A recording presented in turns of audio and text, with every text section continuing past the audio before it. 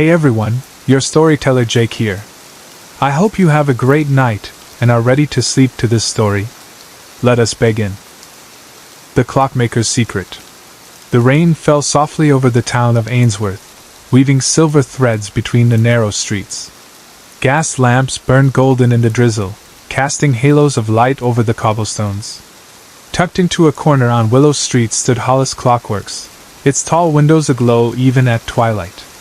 The gentle ticking of countless clocks spilled out into the street, mingling with the patter of rain on glass. Inside the shop, the air was warm and fragrant with old wood and brass polish. Rows of gleaming clocks lined every wall, some tall and solemn as sentinels, others small and delicate, chimes like distant bells.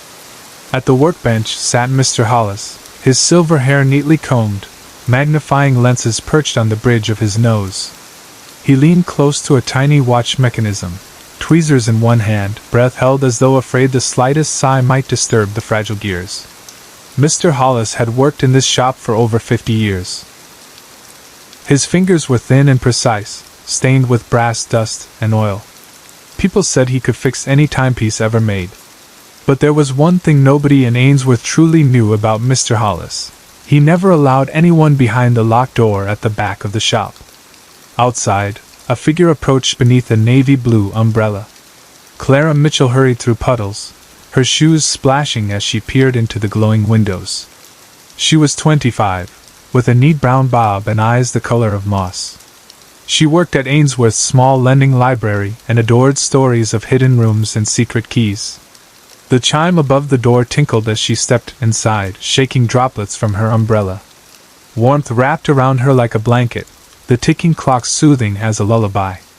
Mr. Hollis looked up and smiled. "Good evening, Miss Mitchell." "Hello, Mr. Hollis." Clara approached the counter and dug into her pocket. "I have a watch that stopped working. It belonged to my grandmother." Mr.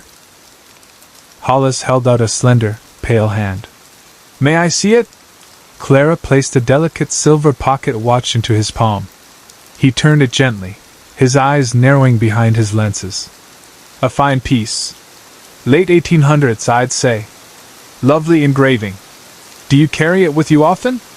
"Only on rainy days," Clara said with a shy laugh. "It makes me feel connected to the past."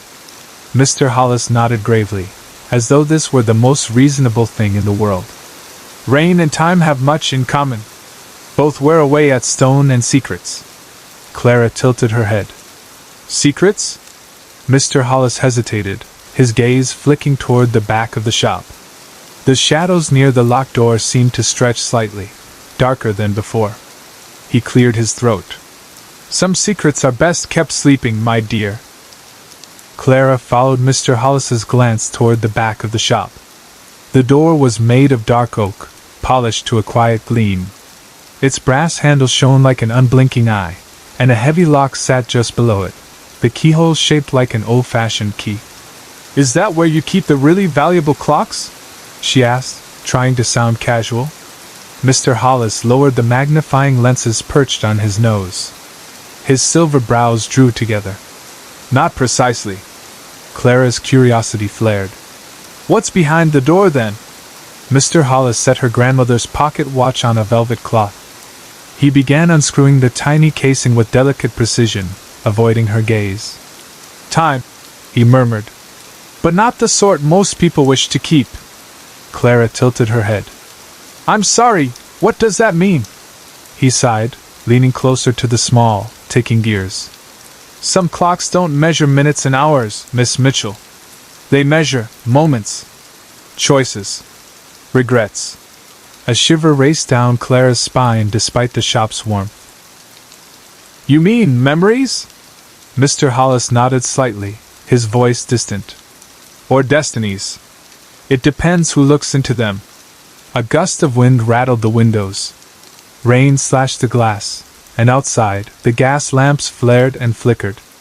For a moment, the entire shop seemed to dim, the clocks ticking in a sudden, eerie sync. Clara glanced around. "Did the lights just go out?" Mr. Hollis remained perfectly still, eyes fixed on the tiny gears. "Sometimes the shop listens. It doesn't care for certain questions. Clara blinked. The shop listens? Mr. Hollis finally met her eyes. His gaze was sharp, and for a brief instant, utterly ancient. Some places hold echoes, he said softly. Hollis Clockworks was built over a much older foundation. The ground remembers things that happened here. Secrets, tragedies, time. Clara swallowed. That's a bit spooky, Mr. Hollis. He gave a thin smile. It should be. A grandfather clock beside them struck the hour. Its chime was rich and sonorous, resonating deep in Clara's chest. As the echoes faded, Mr. Hollis gently closed the pocket watch and handed it back to her. I'll need a day or two to repair it, he said. Come back soon, Miss Mitchell. She accepted the watch, fingers brushing his for the briefest moment. His skin felt cold as brass. Thank you, Mr. Hollis, she murmured. He nodded once, then turned away, carefully placing his tools back in their velvet-lined drawers. As Clara reached for the door, she cast one last look at the locked door at the back of the shop.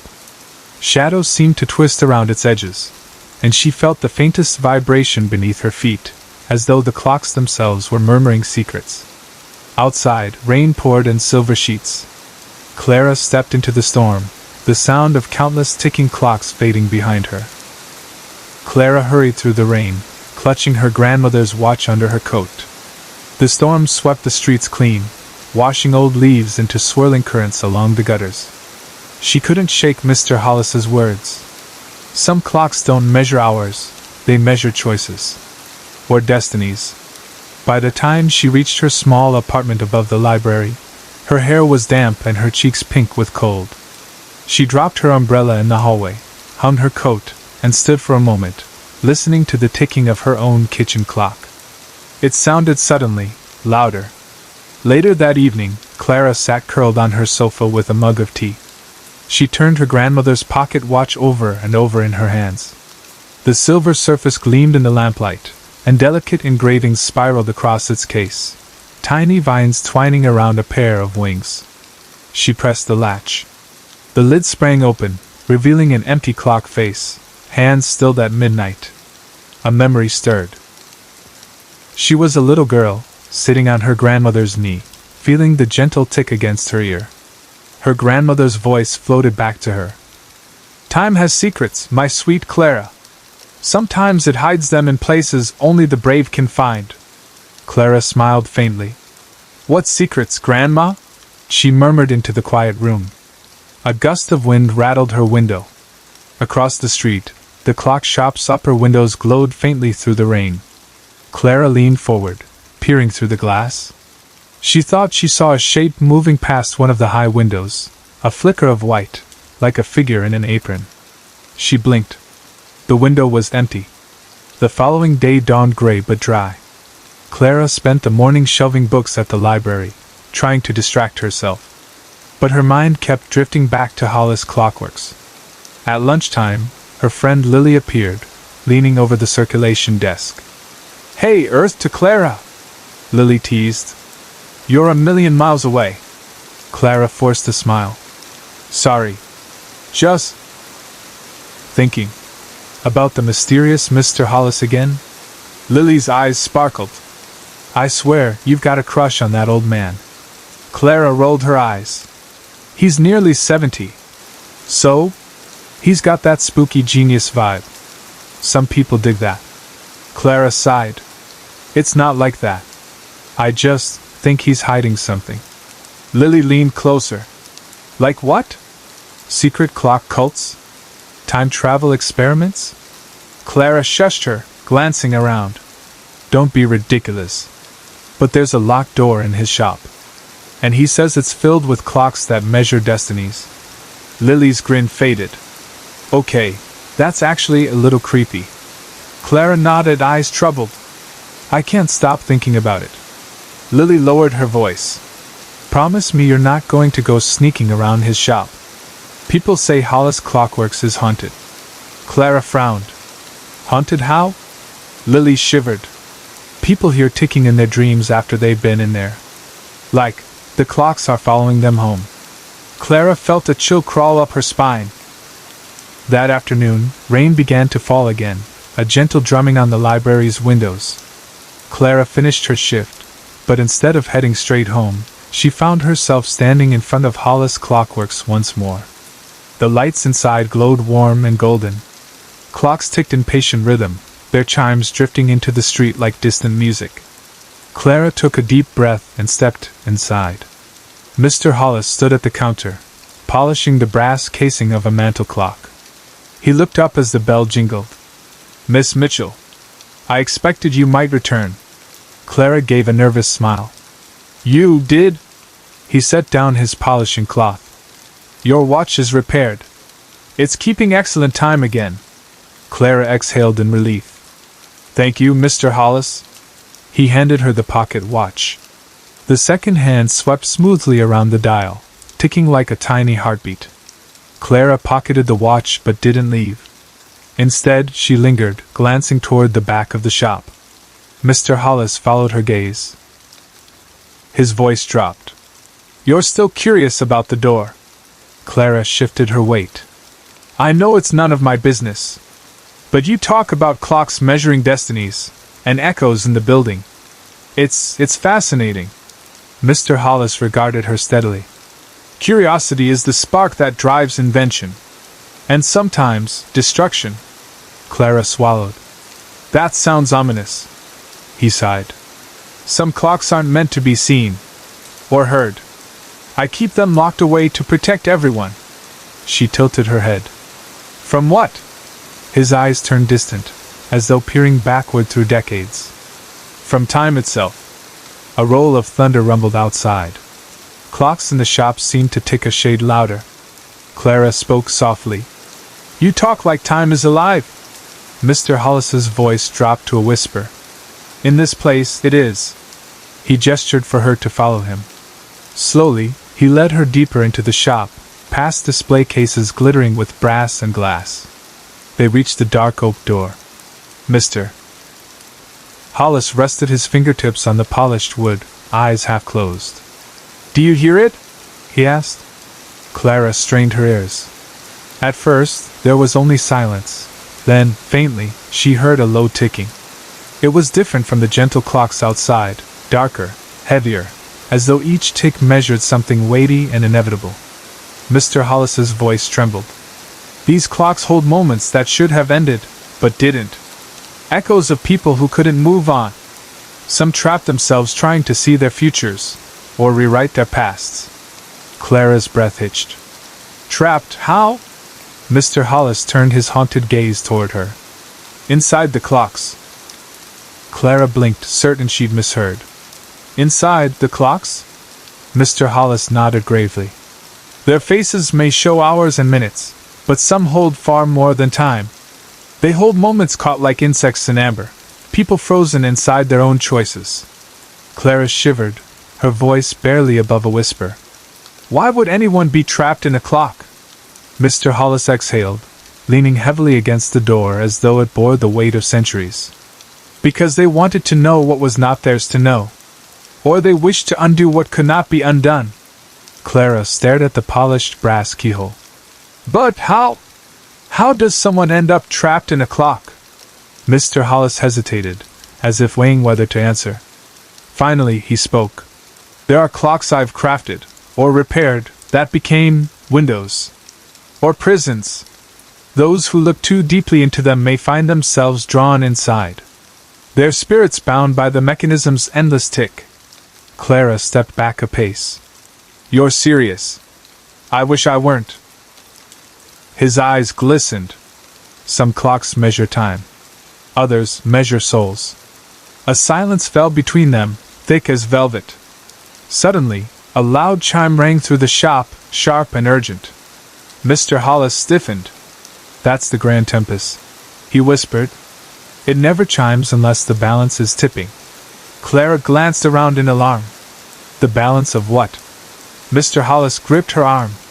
"Between past and present. Between secrets kept and secrets revealed." They turned as the front door of the shop swung open.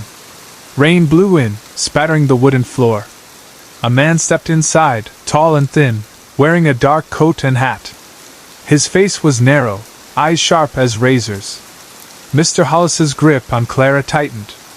"Stay behind me." The man removed his hat, rain dripping from its brim. "Hollis," he said in a voice like grinding gears, "we need to talk." Clara stared. The man looked impossibly old and impossibly young at the same time. His eyes gleamed metallic under the gaslight. "Mr. Hollis spoke cautiously. "Not here, Marcus." Clara felt a jolt.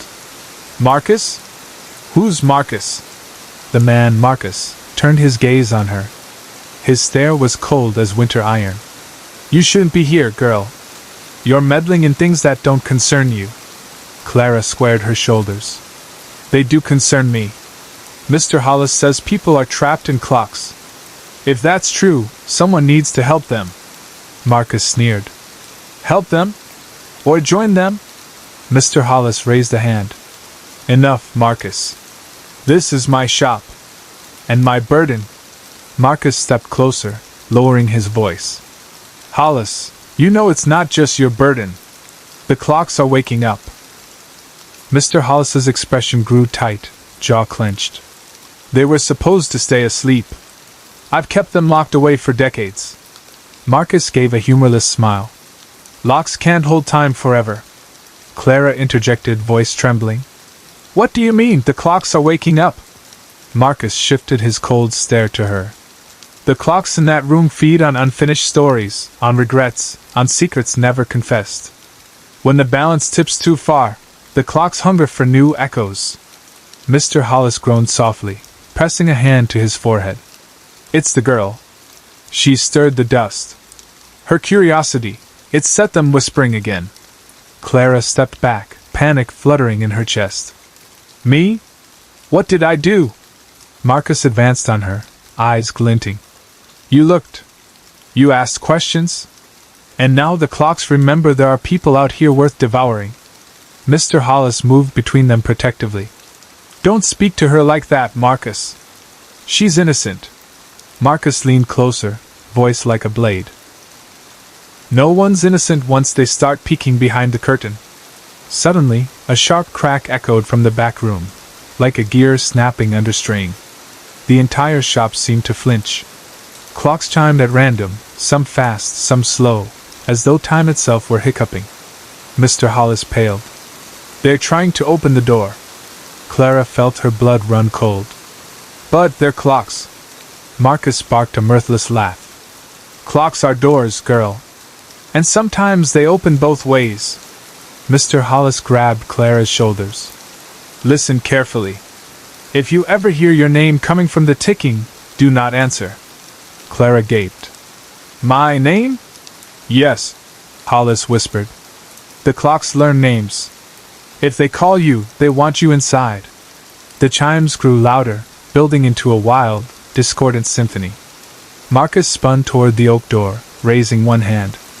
His fingers splayed, and for a moment, the air shimmered around him as though he stood in the middle of heat waves.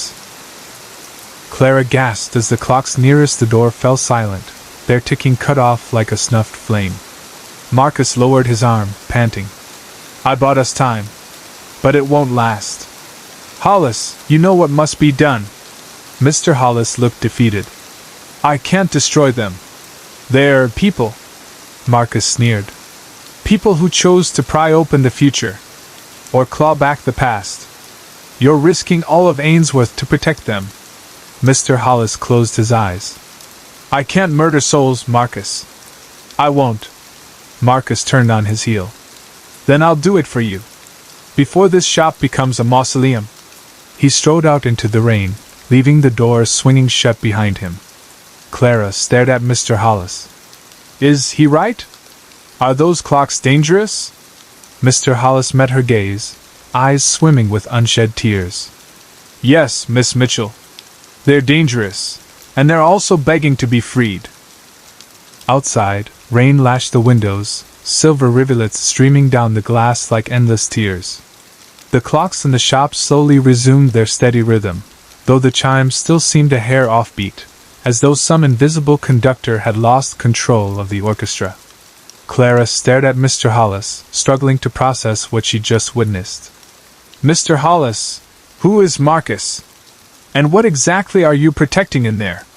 Mr. Hollis sank onto a wooden stool, shoulders sagging. Marcus was once my apprentice. Brilliant, gifted with gears and springs. But he wanted to build clocks that could rewrite fate. He believed he could save people from mistakes, tragedies, deaths. Clara sank onto a crate across from him. Is that what's behind the door? Clocks that can change the past? Mr. Hollis lifted his eyes to hers. In a way. But time resists being changed. It claws back. Those clocks became traps, not tools. Marcus refused to see that. Clara's voice was barely a whisper. So people got trapped inside them? Yes. Hollis's voice cracked. They wanted to glimpse the future, or erase a moment of regret. But the clocks demanded a price. A cold draft swept through the shop, sending goosebumps racing over Clara's arms. Why didn't you tell the town? She demanded. People should know. Mr. Hollis gave a sorrowful smile. Would you have believed me, Miss Mitchell? Even you're struggling now. Clara hesitated, then nodded. I suppose not. Mr. Hollis rubbed trembling hands over his face. I've kept the door locked for decades. It's the only way I could protect everyone. Clara leaned forward. But the clocks are trying to open it themselves. Marcus said there, waking up. Why now? Mr. Hollis sighed. Because they're hungry. They've felt your curiosity. Your presence has stirred the echoes. They want new moments to feed on. Clara's voice shook. Me? He nodded grimly. The clocks remember you, Clara. And now they're calling. A sharp knock echoed from the locked door. Clara jumped, heart slamming against her ribs. Mr. Hollis, she whispered. Did you hear that? His eyes widened. They're growing stronger. A voice came faintly through the door, muffled but unmistakable. Clara, let us out. Clara clapped a hand over her mouth. It was her own voice, speaking from the other side. Mr. Hollis seized her hand. Don't answer. Don't ever answer when they call you. Clara stared at the door, cold sweat dripping down her spine. What happens if I do? Mr. Hollis squeezed her trembling fingers. Then you'll become another echo, trapped behind glass. Forever. The rain hammered the roof like frantic fingers. Clara couldn't tear her gaze away from the oak door. The voice had sounded exactly like hers, down to the soft tremor in her vowels. Mr. Hollis, how can the clocks mimic me? She whispered. Mr. Hollis's face looked carved from stone. Because they've learned your pattern, your voice, your thoughts.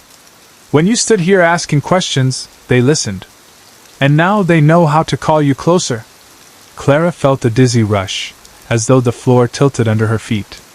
This is madness. Mr. Hollis turned pleading eyes on her. You must believe me, Clara. If you open that door or answer them, they'll pull you inside. Your body will remain, but your spirit will be trapped in gears and glass. Clara swallowed. And the people already inside, they're conscious? Aware? Yes. His voice cracked. They're trapped in the last moment they remember. Some of them for decades. Time doesn't flow the same way in there. It loops and repeats. Another soft knock rattled the door. Clara flinched. Clara, please, it's so dark in here. This time the voice sounded frail, terrified. Tears sprang to Clara's eyes. She reached out as though to touch the wood, but Mr. Hollis caught her wrist. No! That's how they draw you in. Clara trembled all over. But it sounds so real. What if someone's alive in there, begging for help? Mr. Hollis looked anguished. They are alive. But the only mercy I can offer them is to keep the door shut. Because if they're released, the clocks might not stop there. They'd hunger for more. For new souls. A loud bang reverberated through the shop. The brass handle on the oak door shuddered, as though something were striking it from the other side. Mr. Hollis staggered backward, eyes wide with terror. "They're trying to break out. I've never seen them this strong." Clara backed away, nearly knocking over a stack of clock faces. "Mr. Hollis, what happens if they do get out?" she demanded.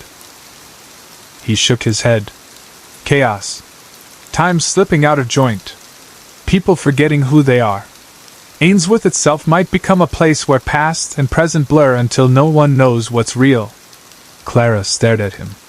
"You mean the whole town could be trapped like them?" "Yes."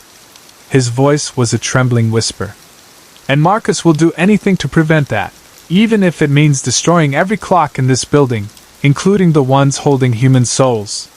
The pounding on the door ceased as suddenly as it started. Silence fell, thick as fog.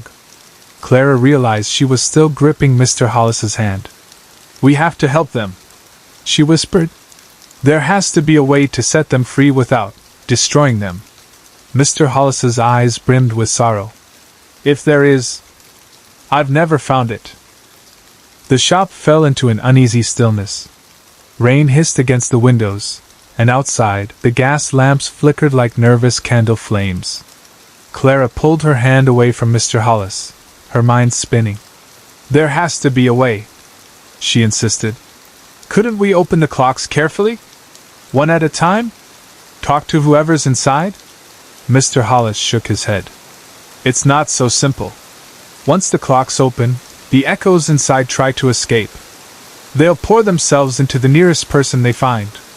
And if too many escape at once, the consequences could be catastrophic." Clara crossed her arms, shivering. "But leaving them trapped forever, that's not right either." Mr. Hollis lowered his eyes. "Every day I hear their voices. Pleading. Crying. It's agony. But it's a lesser evil than unleashing them all at once." A hush fell. Clara studied his tired face, the deep creases around his eyes. She realized that behind his precise work and quiet smiles, Mr. Hollis carried a crushing weight. Finally, she said, "Tell me, how did it all begin? How did people end up trapped in clocks in the first place?" Mr. Hollis exhaled slowly, as though releasing decades of secrets. "Decades ago, Marcus and I worked together," he began. "He believed time could be persuaded, altered. He designed a special mechanism, clockwork layered over a mirrored chamber. Anyone who looked inside could glimpse moments from their past, or possible futures." Clara leaned forward, fascinated despite herself. "Like a crystal ball?" "Of sorts," Hollis said. "But far more precise. The clock could show exact moments. Words spoken. Decisions made. People believed they could choose differently if they only knew what was coming." He swallowed, eyes haunted. "But the human mind isn't built for such knowledge. The visions became obsessions. People tried to step inside the clocks, desperate to change their fates. And the clocks swallowed them." Clara felt her stomach churn. "So, the clocks became prisons?" Mr. Hollis nodded. "And doors. Marcus wanted to keep experimenting. I wanted to destroy them all. We argued. He left, convinced I was weak." Another tick echoed from the oak door. Clara flinched. Mr. Hollis lowered his voice. "Those trapped inside are still alive. But they're caught in endless loops of the same moments. It's like a dream you can't wake from." Clara whispered, "What about you? Have you ever looked inside one of those clocks?" Mr. Hollis's hands trembled as he picked up a brass gear from the counter, staring at it as though it might answer. "Yes," he said softly, "and I've regretted it every day since." Clara felt a chill settle over her shoulders, as if a cold draft had slithered in beneath the shop door. "You've looked inside one of the clocks?" she whispered. What did you see?" Mr. Hollis didn't answer at first. He set the brass gear down carefully, aligning it among his tools as though arranging pieces on a chessboard. Then, in a voice so quiet it was nearly lost beneath the ticking, he said, "I saw myself destroying Marcus.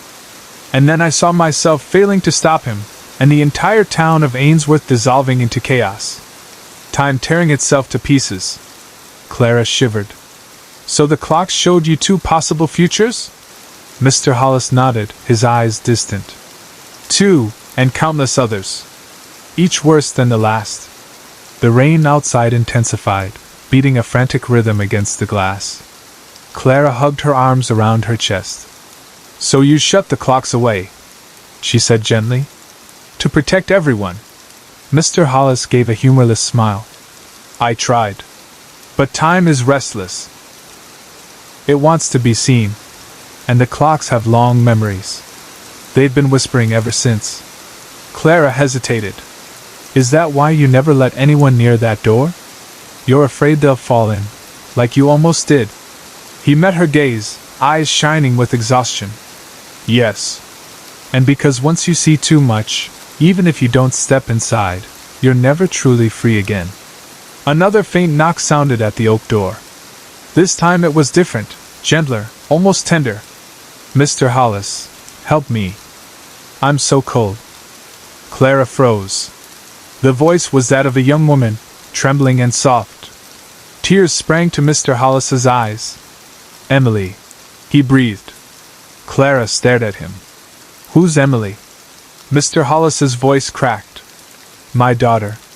A bolt of lightning illuminated the shop, casting the clock's brass faces into dazzling relief. Thunder rolled overhead, rattling the glass. Clara covered her mouth, eyes wide. Your daughter is in there? Mr. Hollis sagged into his chair, face gray. She was curious. Like you? She wanted to see if the clocks could show her how to save her mother from dying. Clara's breath hitched. Did she step inside one of the clocks? He nodded miserably. I tried to pull her back. But the gears closed around her. Her spirit was drawn into the mechanism. Clara whispered, How long ago was this? Mr. Hollis's lips trembled. 30 years. Clara felt a surge of grief and fury. Then we have to free her, Mr. Hollis. We can't just leave her trapped. Mr. Hollis wiped his eyes. If I open the door, all the clocks will sense freedom. And Emily might not be the only one who comes out. Clara swallowed. Then we find a way to reach just her. He gazed at her, hope flickering in his tired eyes for the first time. Perhaps with the right key. The right key? Clara repeated, leaning forward. Mr. Hollis nodded slowly. Not every key unlocks only doors. Some unlock pathways. The clocks have special keys forged from metals that resonate with time's echoes. Emily carried one when she disappeared. Clara's brow furrowed. What did it look like? A small brass key, shaped like an hourglass, etched with spirals down the shaft. I designed it as a failsafe, a way to reverse the pull of the clocks if anyone ever fell inside. Clara's eyes widened. And if we find that key, we can save Emily? Mr. Hollis hesitated. Perhaps. But it might open all the clocks, not just hers. And if they open at once, it could flood this shop with echoes, and every spirit inside would come spilling out. Clara shivered. Where is the key now? I don't know. Hollis's voice broke. Emily had it the day she vanished. It may be inside the clock with her, or lost somewhere in the gears. Clara's mind raced. Then we need to find a way to talk to her directly. Is there any way to speak to someone inside a clock without opening it? Mr. Hollis blinked, thoughtful. There might be. There's a listening device I once built, a small receiver that translates the ticking into words. It's dangerous, though. If you listen too long, the clocks can slip into your thoughts. Clara set her jaw. I'll risk it. Hollis's eyes filled with both fear and pride. You remind me so much of her. He disappeared into a back cabinet, rummaging through drawers. Eventually, he emerged with a small brass instrument shaped like an old-fashioned telephone receiver. Coiled copper wires snaked from its base, ending in a series of delicate clips. This connects to the clock casing, Hollis explained, voice trembling. When you hold it to your ear, you'll hear words instead of ticks. Clara took the device carefully, heart hammering. Once you connect, Hollis warned, Emily might speak to you. but so might others. You have to be strong enough to resist them. Clara nodded, gripping the brass receiver tightly. Show me which clock is hers. They approached the oak door together. Mr. Hollis drew a deep breath, then turned the heavy key in the lock. The door swung inward with a long, groaning sigh. The room beyond was dim and cold, lit only by tiny brass lanterns glowing on the walls. Shelves stretched to the ceiling, each lined with clocks of every shape and size. Clara's breath caught in her throat. Inside the glass faces of the clocks, she saw small moving scenes, people frozen mid-gesture, mouths open in silent cries or whispers.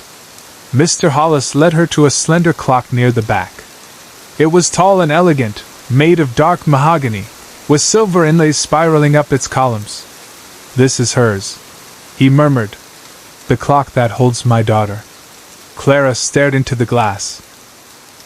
Inside, she saw a young woman with pale hair and sorrowful eyes, pressing her palm to the inside of the glass. Clara's breath caught in her chest as she stepped closer to the clock. The young woman inside wore a simple pale dress, her hair tied back with a ribbon.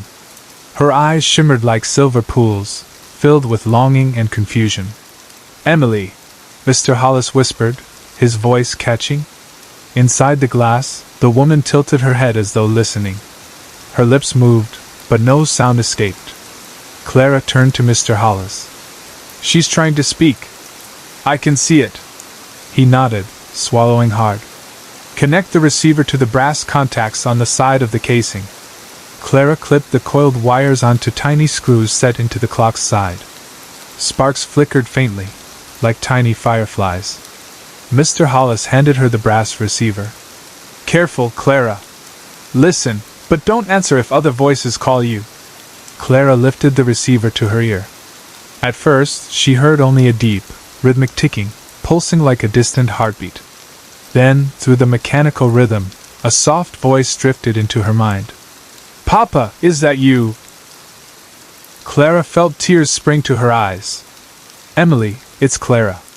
Your father's here. Mr. Hollis gripped the edge of the clock, eyes wet. Emily, my darling. It's so dark in here. Papa. I keep seeing the moment Mama died. Over and over. I can't stop it. Mr. Hollis pressed a shaking hand to the glass. I'm so sorry, Emily. I tried to save you. Papa, help me. I'm afraid. Clara's voice quavered. Emily, listen to me. Do you have the brass key, the one shaped like an hourglass? For a moment, Emily seemed confused. Then her eyes widened. Yes. I have it, but it's heavy, and the clock doesn't want me to give it away. Mr. Hollis squeezed Clara's arm. Ask her where she keeps it. Clara swallowed hard. Emily, where is the key? Inside the clock's pendulum, hidden. I tried to keep it safe. Mr. Hollis's eyes lit up. The pendulum compartment. I can open it. Suddenly, other voices flooded the receiver. Clara, let us out. So cold, help us. Join us. See what we've seen. Clara winced, pressing the brass receiver tighter to her ear. The whispers clawed at her thoughts, slithering like icy fingers into her mind. Mr. Hollis tugged the device away. Enough, Clara. She staggered back, dizzy. They're all in there. So many voices. Mr. Hollis held her steady. Focus on Emily. She's the only one we can save right now. Clara nodded, trembling. Then let's open that pendulum. Mr. Hollis fumbled in his coat pocket and drew out a tiny brass key, trembling in his grasp. This opens the maintenance hatch behind the pendulum. Clara held her breath as he crouched beside the tall mahogany clock. He inserted the key into a hidden seam beneath the clock's ornate base. With a soft click, a narrow panel swung open, revealing the gleaming brass pendulum swaying gently back and forth. The ticking grew louder, filling the room like a pulse. Clara peered inside. Behind the pendulum, nestled in a hidden recess, was a small object wrapped in velvet cloth. Is that it? She breathed. Mr. Hollis reached trembling fingers into the compartment and drew the bundle out. Carefully, he unwrapped the velvet, revealing a delicate brass key. Its shaft was etched with spiraling symbols, and its bow formed the shape of an hourglass. Clara stared at it, awe mixing with fear. "It's beautiful." Mr. Hollis gazed at it as though it were holy. "This key was designed to unlock the clock's hold on a soul. But it can also shatter the barrier entirely. If we're not careful, we could unleash every echo in this room." Clara closed her fingers gently around the key. It felt warm, almost pulsing, like a living thing. "Then we'll be careful. Emily deserves to come home." Mr. Hollis's eyes filled with tears. "You remind me so much of her." Clara glanced at the clock face. Emily still hovered behind the glass, eyes wide, palm pressed flat against the inside surface. Clara whispered, "Emily, we've found the key. Can you hear me?" Through the brass receiver, Emily's voice came softly. "Yes, but the clock is fighting me. It doesn't want to let me go." Mr. Hollis bent closer. "My darling, hold on. We're coming for you. Papa, be careful. The others are angry. They'll try to escape too." Suddenly, the other clocks in the room began to tick in a rising, urgent rhythm. One by one, their glass faces glowed with an eerie silver light. Clara felt a shiver of dread. "Mr. Hollis, they're waking up." He clutched her arm. "We have to do this quickly. Insert the key into the slot just below Emily's clock face." Clara found a small brass plate beneath the clock's dial, etched with the same spiraling symbols as the key. She fit the hourglass key into the slot and turned it gently. The clock gave a low groan, as though resisting her touch. Gears shifted behind the wood, clanking in protest. Emily's face flickered in and out of sight behind the glass. "Keep going, Clara!" Mr. Hollis urged. Clara twisted the key further. The glow from Emily's clock intensified, a soft, golden light that pulsed in time with the ticking. Suddenly, a thin crack appeared across the glass face, spreading outward like a spiderweb. Emily's voice rose in a desperate cry. "Hurry, before they come through!" The crack across the clock's glass widened, glowing with an intense golden light. Tiny splinters fell away like diamond dust, vanishing before they touched the floor. Clara gritted her teeth, twisting the hourglass key another quarter turn. Inside the clock, gears ground against each other in a screech of tortured metal. Emily's face flickered again, pale and terrified. "They're coming, Clara! The others, they're trying to follow me!" Behind Clara, the other clocks clattered on their shelves. Tickings rose into a swirling chorus, each voice overlapping like a sea of whispers. The air grew thick, pressing against Clara's eardrums. Mr. Hollis pressed his hands over his ears. "They're trying to overpower her signal. They want you to stop." Clara shook her head fiercely. "I'm not leaving her trapped." Suddenly, a sharp, male voice boomed from one of the clocks. "Open the door, Clara. Let us all out." Another voice joined in, soft and beguiling. "We can show you your future. The secrets you yearn for." Clara clenched her fists, fighting the hypnotic pull of the voices. "And oh," she shouted, "I'm only here for Emily." The air in the hidden room seemed to tremble. Sparks flickered from the cables attached to the brass receiver. The glow around Emily's clock grew blinding, throwing long, writhing shadows across the walls. Mr. Hollis shouted over the rising din. "Clara, pull her out. Reach for her." Clara stared into the fractured glass. Emily inside the clock raised a trembling hand toward her. "Clara, help me, please." Taking a deep breath, Clara placed both hands against the glass. To her shock, her fingers sank through the surface as though dipping into cool water. She gasped.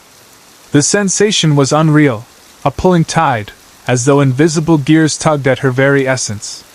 Inside the clock, Emily reached out, her touch electric against Clara's skin. "Pull me, Clara. The clock is trying to hold me back." Clara braced her feet, leaning backward and yanking Emily's arm. Resistance rippled through the golden light, like elastic bands straining to snap. All around them, the other clocks screamed with metallic shrieks. "Let us out!" Gears spun wildly, springs uncoiling like serpents. Mr. Hollis staggered forward. Clara, if the glass breaks entirely, the others will pour through. You must close the connection as soon as Emily's free. Clara's muscles trembled as she pulled with all her strength. With a final, wrenching heave, Emily's body lurched forward, slipping through the glass like liquid gold. She fell into Clara's arms, sobbing and gasping. Instantly, the glow around the clock winked out. The golden crack across the glass sealed shut, leaving the surface smooth once more. The other clocks fell abruptly silent, their faces dimming to normal brass. Mr. Hollis collapsed against the shelves, eyes shining with tears. Emily, my darling girl! Emily clung to Clara, shaking, her voice hoarse. I thought I'd never get out. Clara held her tightly, heart pounding. You're safe now. You're safe.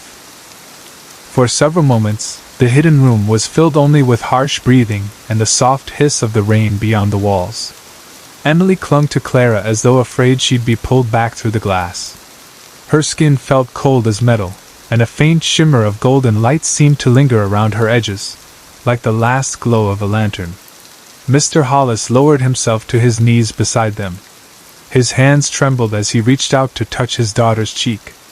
Emily, he whispered. Is it truly you? Emily blinked rapidly, her eyes adjusting to the warm glow of the lanterns. Tears spilled down her pale face. Papa, I thought I'd forgotten how your voice sounded. Mr. Hollis choked on a sob.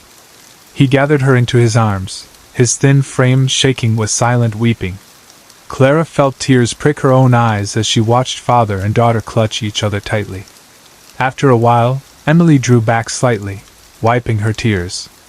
Her voice was thin but determined. The clocks, the others. They're still in there.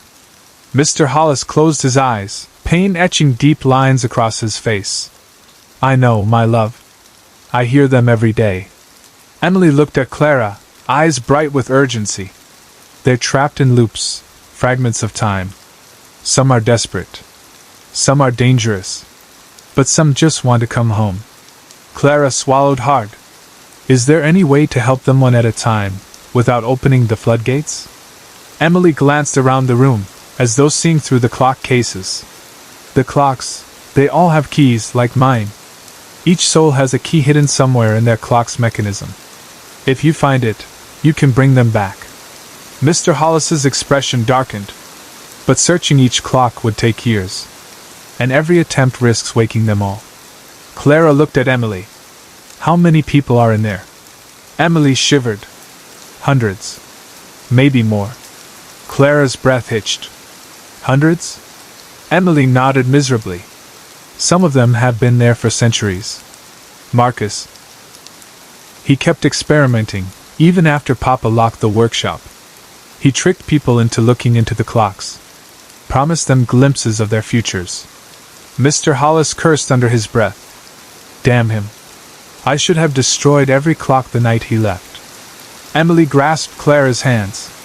We can't leave them all there, Clara. It's so lonely, so cold. Clara met Mr. Hollis's weary eyes. There has to be a way. Even if it takes years, we have to try. Mr. Hollis rubbed his temples. And what if we release someone dangerous? Some of those echoes are twisted, hungry for revenge. Clara squared her shoulders. Then we deal with that when it comes. But we can't abandon them. A deep, resonant ticking rose around them. Slowly, the other clock's glass faces lit with a faint glow, watching, waiting. Emily whispered, They heard you, Clara. They're hoping you'll keep trying. Clara took a deep breath. Then let's save them. One by one, until every story is finished. Mr. Hollis gazed around at the glowing clocks, his eyes glistening with both dread and wonder. I don't know if I have the strength, Clara. I've spent half my life trying to keep these doors shut. Clara laid a gentle hand on his arm. Then let me help you. And Emily. Together we'll find a way to save them. Emily's voice was soft but determined. Papa. Clara's right. I can't leave them behind. I heard their voices every day, people who just wanted to go home. People who never meant any harm. Mr. Hollis squeezed his eyes shut, as though wrestling an invisible weight. When he opened them again, his voice was ragged. I've failed so many times. I tried to pull others out, but the clocks always fought me. It was like trying to drag someone through a wall of glass, Clara said firmly. But you didn't have the key back then. And now Emily knows how it works. Emily nodded quickly. It responds to intention. If you focus only on the person you're trying to rescue, the clock's pull is weaker. That's why I was able to grab Clara's hand. Mr. Hollis blinked, hope flickering in his tired gaze. So, we could try it.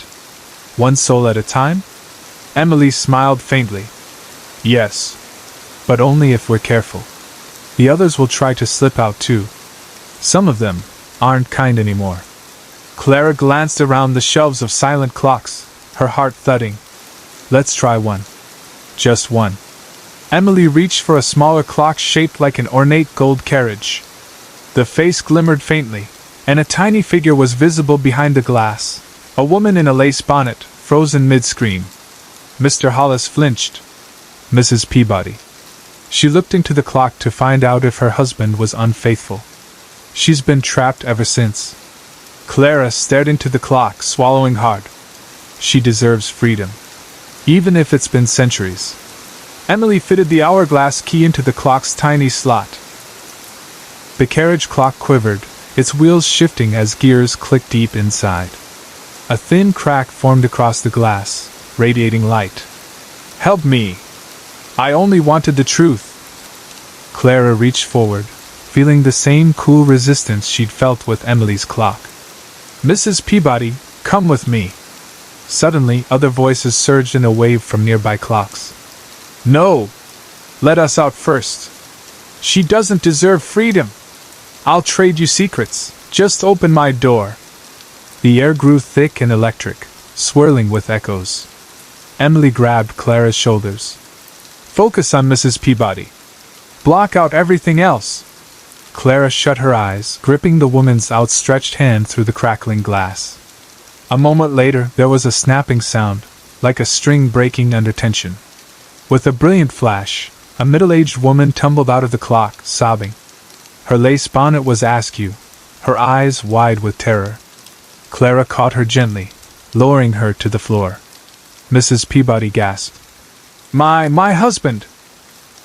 Is he? Mr. Hollis crouched beside her. He's long gone, Mrs. Peabody. But you're safe now. Tears flooded the woman's eyes. Safe, thank the heavens. Emily turned to Clara, voice trembling with wonder. You did it. Clara met her gaze. No. We did. Mrs. Peabody shivered on the floor, her fingers still gripping Clara's sleeve as though afraid she might vanish again. Everything feels so bright, she whispered, blinking around the dimly lit workshop as though it were dazzling sunlight. Clara squeezed her hand. It's all right. You're safe. Mrs. Peabody stared at her with haunted eyes. Safe, but I can still hear them. All the others. Whispering. Emily knelt beside her, gently brushing the woman's hair back from her face. The echoes will fade, I promise. It takes time. Mr. Hollis lowered himself to the floor beside them, his expression full of sorrow. I'm so sorry, Mrs. Peabody. You deserved none of this. Mrs. Peabody's eyes filled with tears. All I wanted was to know the truth, whether my husband was faithful. And instead, I saw him over and over, betraying me, until I thought I'd go mad. Her voice broke into sobs, her body racked with shivers. Clara wrapped an arm around her shoulders. You're free now, Clara murmured. You're not alone anymore. Mr. Hollis pulled a soft wool blanket from a cabinet and draped it over Mrs. Peabody's shoulders. Rest, madam. We'll help you however we can. Mrs. Peabody swallowed hard, her voice barely audible. You have to save the others. Some are children. Some don't even remember why they're there anymore. Clara's eyes burned with determination. We will. One by one. Emily rose to her feet, her pale face set with purpose. Clara's right. Now that we know how to focus the key's power, we can rescue them. But we'll need help. Mr. Hollis looked around the room of clocks, his gaze still fearful. Help from whom? We can't risk telling the town. People would panic, or demand we open all the clocks at once. Emily shook her head. Not the whole town. But there are people who know how to keep secrets. Scholars. Mystics. People who understand the cost of meddling with time. Clara blinked. You mean? Like an underground network? Emily hesitated, then nodded. When I was trapped, I could sometimes see through the clocks into the world outside. There are others out there who sense time's fractures. Some know about the clocks, even if they've never seen them. Mr. Hollis frowned. But how can we trust them? Emily looked at him, her eyes solemn. Because they'd been trying to stop Marcus, too. Clara's pulse quickened. Marcus. I almost forgot. He's still out there. He threatened to destroy every clock to prevent this. Mr. Hollis rubbed his temples. If Marcus discovers what we're doing, he might force his way in, and destroy the clocks before we can save anyone. Emily clenched her fists. Then we stay quiet. We work carefully. And we never let Marcus know the key still exists. Clara felt the weight of the brass key in her pocket, its spiral etchings warm against her fingers. She took a deep breath. Then let's save them, she whispered. All of them. By the following evening, the rain had stopped, leaving the streets of Ainsworth glistening beneath a crisp autumn sky. Hollis Clockworks, however, felt charged with an invisible current, as though the very walls were vibrating with secrets. Clara arrived just after sunset, carrying a battered satchel filled with notebooks. She found Mr. Hollis and Emily poring over blueprints at the workbench. Mr. Hollis looked up as she entered. Miss Mitchell. Good. We were just discussing strategy. Clara smiled faintly. Please call me Clara. I think we're past formalities now. Emily grinned. Clara, look at this. She spread out a delicate parchment covered in intricate diagrams of gears, spirals, and energy pathways. At the center was a symbol resembling the hourglass key. This is a map of the resonance lines that connect all the clocks. Emily explained, tapping the parchment. Each clock is linked to a central heart in the room. That's why when one wakes up, the other starts stirring too. Clara leaned closer. So, if we can isolate just one connection, we might rescue individual souls without disturbing the rest? Exactly.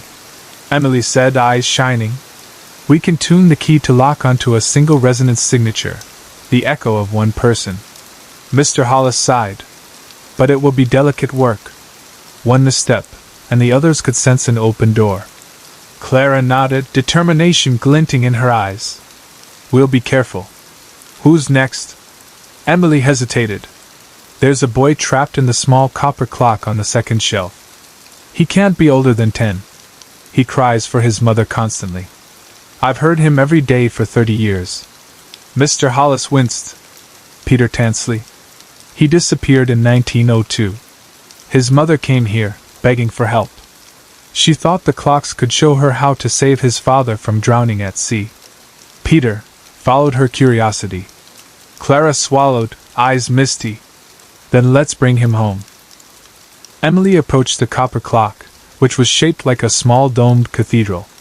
Its glass face glowed faintly, and within, a tiny figure of a boy stood pressed against the inside, his face pale and streaked with tears. Emily connected the receiver's wires to the clock's brass screws. The copper surface hummed under her fingers. Clara placed the brass key into the clock's hidden slot. Peter, can you hear me? A small voice crackled through the receiver, high and trembling. Mama! Is that you? Clara's heart twisted. No, sweetheart. My name's Clara. We're here to help you. Do you remember how you got here? I just wanted to see Papa again. The man said the clock could show me, but then the glass closed, and it's so dark. Tears pricked Clara's eyes. She glanced at Mr. Hollis and Emily, who both nodded grimly. Peter, she whispered into the receiver. I'm going to reach in and pull you out, all right? Please. I'm scared. Clara took a deep breath, feeling the key grow warmer in her grip. As the clock's glow flared brighter, she reached forward, and the glass melted under her fingertips like liquid gold. Clara's fingers sank through the glass as though plunging into cool water. Inside the clock, Peter stared up at her with wide, tearful eyes, his small hand trembling as he reached for hers. Is it safe out there? Clara blinked away tears. Yes, Peter.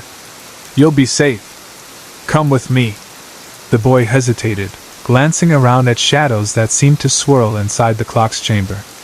The other voices say I have to stay. They say the world forgot me. Emily crouched beside Clara. Peter, listen to me. Your mama never stopped looking for you. She loved you so much. Let us bring you home. Peter's lower lip quivered. Slowly, he extended his hand further. Clara grasped it firmly, feeling a jolt of cold energy flow into her arm. The clock surrounding them began to tick louder, gears whirring, springs winding tighter. Mr. Hollis shouted over the noise. Don't let go, Clara! The other echoes are trying to pull him back. Clara pulled harder.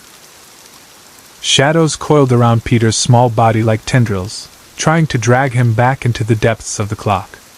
Voices rose in a chaotic chorus. He's ours! Stay, Peter, we'll show you secrets. Peter whimpered, eyes wide with terror. Clara! I want my mama! Clara's own vision blurred as the whispers clawed at her thoughts. She focused all her strength on Peter's terrified face. You deserve to be free, Peter. Come home! With a final heave, Clara yanked him forward. Light exploded from the clock face, golden and dazzling. The swirling shadows screamed in fury, then receded like a tide pulling back into the sea. Peter tumbled out of the clock, landing in Clara's arms. His small frame was icy cold, but his chest heaved with frantic breaths. Clara hugged him tightly, rocking him gently. It's all right. You're safe now. Peter buried his face in her shoulder, sobbing. Emily placed a soft hand on the boy's back. Shh. You're not alone anymore. Mr. Hollis wiped his eyes. Welcome home, Peter. The copper cathedral clock dimmed, its ticking subsiding into a gentle rhythm. Peter sniffled, peeking up at Clara. Where's my mama? Clara's heart ached. She glanced at Mr. Hollis, who knelt beside them. Peter, your mama, she's gone, I'm afraid. But we're here for you. And you're safe in Ainsworth. Tears welled in the boy's eyes. He clutched Clara's sleeve. Promise you won't leave me? I promise, Clara whispered. A hush fell over the hidden room. The other clocks seemed quieter, as though watching in wary silence. Emily murmured, Two rescued, so many more to go. Clara gently smoothed Peter's hair. Then we'll keep going. One soul at a time. Mr. Hollis nodded gravely. Yes, we will. For all of them. Peter fell asleep curled up on a velvet cushion near the workbench, his chest rising and falling with peaceful breaths. Clara tucked the wool blanket around him, feeling a fierce protectiveness in her chest. Emily stood beside her, watching him with glistening eyes. He's free, after all those years. I never thought I'd see anyone come back again. Clara whispered. We will bring the others back. I know it. Mr. Hollis sat heavily on his stool, rubbing weary eyes. Each rescue takes a piece of us, Clara. This work will break your heart over and over. Clara met his gaze, voice steady. Then let it break. Because a broken heart still loves. And these people deserve a chance to come home. A spark of pride flickered in Mr. Hollis's eyes. I wish I'd had your courage 30 years ago. Emily laid a gentle hand on her father's shoulder. You've been carrying this burden alone for too long, Papa. It's time to let others help. Mr. Hollis let out a long sigh. Perhaps you're right. Clara paced among the shelves, studying the silent clocks. Their brass faces reflected her lamplight in glimmers of gold and silver. For the first time, they no longer seemed ominous, but full of quiet possibility. One clock, shaped like a silver moon, shimmered faintly as she passed. She paused, placing her hand gently on its cool surface. "Soon," whispered a voice so soft it was barely there. Clara closed her eyes, promising silently, "Soon. I'll come for you too." Mr. Hollis rose, his expression resolute. "We'll need a system. Records of who's in which clock. Techniques to isolate individual echoes. And secrecy. Marcus must never know." Emily nodded. "And allies. People who understand time's delicate balance." Clara turned to both of them. "We'll find them. And one day, maybe we'll save everyone." Suddenly, a gentle chime rang out from the Grand Tempest clock in the corner, a sound pure and harmonious, unlike any before. Mr. Hollis frowned. "That clock hasn't chimed in decades." Clara felt a warm glow spread through the room. "Maybe it's a sign that the clocks themselves want to be free of their burden." Emily smiled, eyes glistening. "Then let's free them. All of them." Together they gathered at the workbench, a trio bound by time, secrets, and hope. Outside, dawn was breaking over Ainsworth, washing the cobblestones in pale gold. Hollis' clockwork stood silent but alive, every tick and tock a promise that the past would not be forgotten, and that every soul deserved to come home. Clara looked at the shelves of clocks and whispered, "Your stories aren't over. We're coming for you." And the clocks, it seemed, answered her with the softest, most hopeful ticking of all. The end.